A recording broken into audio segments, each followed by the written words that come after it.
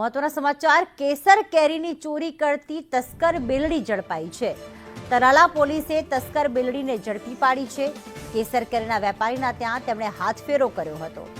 ખાસ હજી દંપતી હતા જે ચોર છે તેમણે કેરીના 18 બોક્સ અને 10,000 રોકડની ચોરી કરી છે। તો 20થી વધુ ગુનામાં સંડોવાયેલું છે જેતપુરનું દંપતી। આરોપી રેખા અને દિલીપ સામે 22થી વધુ ગુના દાખલ કરવામાં આવ્યા છે। પણ હાલમાં તેમણે જે ચોરી કરી તે છે 18 બોક્સ કેસર કેરી અને 10,000ની રોકડ।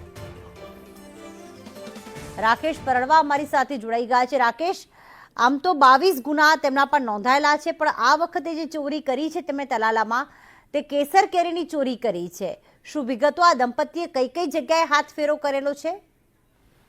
આ વખતે જે પ્રમાણે કેસર કેરીનું ઉત્પાદન ઓછું છે અને કેસર કેરીની ડિમાન્ડ પણ ખૂબ જ છે, કેસર કેરીનો ભાવ પણ ખૂબ જ વધારે છે, એટલે કિંમતી કેસર કેરી ઉપર તસ્કરોએ હવે નિશાન બનાવ્યું હોય એવું લાગી રહ્યું છે।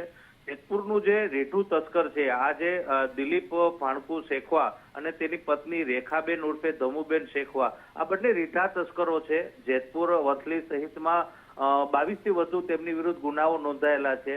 તાલાડામાં જે કેસર કેરીનો વેપાર કરવા માટે આવેલ કેશોદનો વેપારી છે તેની દુકાનમાં આ તસ્કરો એ ચોરી કરી હતી। સ્વિફ્ટ કાર લઈને આવ્યા હતા અને 18 બોક્સ કેસર કેરીના ચોર્યા હતા, ઉપરાંત 10,000ની રોકડ પણ ચોરી કરી ગયેલ। બાદમાં તાલાડા પોલીસે સીસીટીવી અને ટેકનિકલ સર્વેલન્સ અને હ્યુમન રિસોર્સના આધારે આ બંનેને ઝડપી પાડ્યા છે, જેમની પ્રાથમિક પૂછપરછમાં આ બંને રીઢા તસ્કરો છે, અનેક ગુનાઓ નોંધાયેલા છે। એટલે કહી શકાય કે જે કેસર કેરીની પણ તસ્કરી હવે થતા લોકોમાં પણ અચરજ જોવા મળી રહી છે। આભાર રાકેશ તમામ માહિતી માટે।